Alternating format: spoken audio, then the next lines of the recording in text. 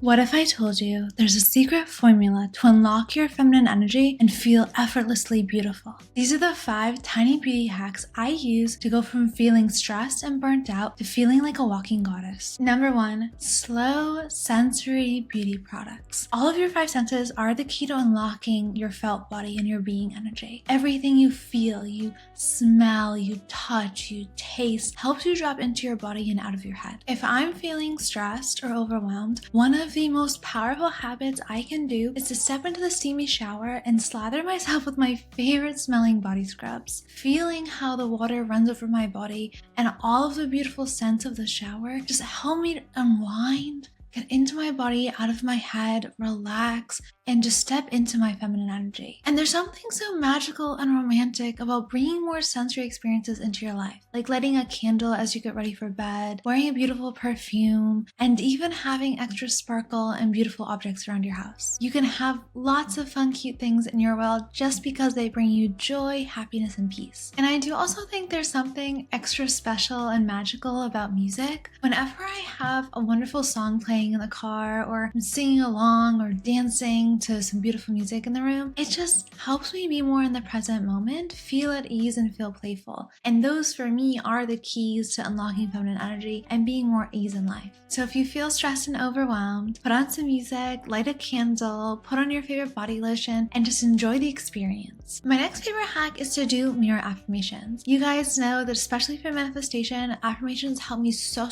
much step into the energy of already having the thing and feel embodied in the version of myself who has all of her desires. That requires me believing something different about myself than is true now. If I do not feel confident, it helps me a lot to do mirror affirmations because it helps me think like the version of myself who's confident, beautiful, strong, fearless, etc. I do have the Manifest app on my phone, and this is wonderful for affirmations because it'll feed you every hour a new affirmation that could resonate with you. But I actually prefer mirror affirmations because there's something super special about taking a red lipstick and writing the affirmation on the mirror. I think they get into my head more when I physically write them down, so I tend to do them through scripting in my journal, or I do them like on the mirror with lipstick. As I'm getting ready, I see all those affirmations about how I want to feel about myself on the mirror, and I write new ones when I need to up-level my energy, and it gets into my system and embodiment faster than if I'm just talking to myself. Okay, the next tiny habit I would really suggest if you want to get more into your feminine energy is learn how to balance your hormones naturally. We have a circadian rhythm as women, which means that we function on a 28-day hormonal cycle. Your energy levels, your mood, they ebb and flow over the course of the month. You have to take care of your body differently depending on where you are in your cycle. Learning how to cycle sync has helped me to eat better, have clearer skin, and feel more at flow in life. But I wouldn't overcomplicate this. I do think it's really important to listen to your intuition. For example, you're in the time of your cycle where you typically have a higher level of appetite. Kind to yourself. It's natural for at that time you to need more calories, but you won't necessarily be eating that level of calories throughout the entire course of your cycle. There'll be times during the month where I'm barely hungry at all day, and other times when I'm ravenous. Working with that,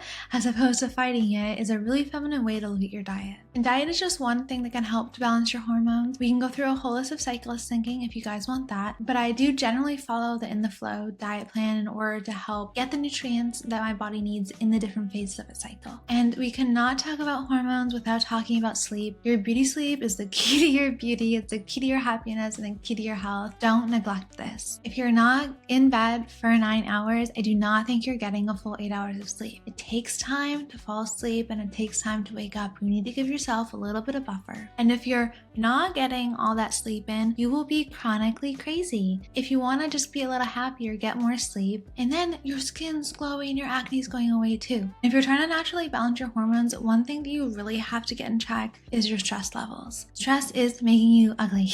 All the cortisol flooding through your system is making you break out, it's making you anxious, it's making you stressed. Anything you can do to downregulate your nervous system, relax and unwind will be dramatically helpful. Things like yoga, being in nature, reading books, experiencing life instead of thinking about the 10 things you have to do in the future are immensely powerful. When I feel stressed, anxious, and overwhelmed, I do not feel feminine. That is not my goddess energy. I am like hyped up on caffeine and like ready to have an emotional breakdown. So if you want to feel relaxed and feminine, you have to find relaxation activities that work best for you. It's different for everybody. I, for example, don't really resonate with meditation, but prayer really helps me. Any mindfulness practices are very helpful. And also just yoga and working out my body helps a lot to reduce that chronic stress. The number one most important habit that makes me feel more feminine is practicing not being a control freak. It is not your job to micromanage everyone. You are not responsible for keeping everyone in line and sticking to their to-do list. That is their problem. You're only responsible for yourself. Whenever I've been in that mode of trying to fix other people, it is so emotionally exhausting for me. I think you should be approaching all relationships with the view that people are extremely capable. They can do things without your help. They have been existing in this planet long before you met them, having a very fine, chummy life. You didn't need to come into your life and dictate how they do everything. It's no fun to be around people who seem like they want to change you instead of enjoying who you actually are. If you want to be more feminine, accept who people are when they show themselves to you and allow them to take care of you and manage things without you nitpicking, controlling, or being a nag. It also really helps me to feel more feminine, to kind of shift my internal dialogue from doing everything to being more. When I'm here, now, in the present moment, then I feel more feminine. But when I'm constantly thinking about my to-do lists, my tasks, my chores, the next work project, I am super in my masculine energy and I'm exhausted and feeling burnt out. So drop more into your body, relax, be here in the now. I didn't come to this planet to race towards my death. I want to slowly enjoy the plate of food in front of me. I want to hear and feel the music as it plays. I want to experience it, and that requires me slowing down, dropping into my body, and enjoying the process. I would also suggest you'll stop trying to multitask all the time. Like, you've been told that you can multitask, but really you're just a competent task switcher. And if you have 10 different tabs open in your brain at the same time, you're going to be stressed. Instead, mentally close those tabs and sequentially go through them one at a time. Do one thing, complete it, put it down, then pick up the new thing and get on with that. Then magically you'll get more done too. So it's like you're less stressed and more productive at the same time. Do one task until complete and then move on to the next thing. Okay, the next little scientific hack I'm going to give you if you want to increase your feminine energy is to increase the oxytocin in your body. This is the connection chemical that we feel, that warm, fuzzy feeling when we connect with others and we want to be closer. And you can do a few things to artificially increase that in your body. Cuddling, physical touch, massage, they awaken the oxytocin in your body and it makes your brain feel warmer and more connected. Also, spending time with friends and family obviously boosts oxytocin and will make you happier, which is always a plus. And the other thing that always helps me to feel more feminine is volunteering. I think we can become very caught up in our daily lives, but when I shift my focus away from myself onto helping someone else, automatically I feel more nurturing and caring and connected to my community. And especially if you like kids, I used to go volunteer at Foster Forward, which is obviously a foster organization, and spending time with the kids, helping them out,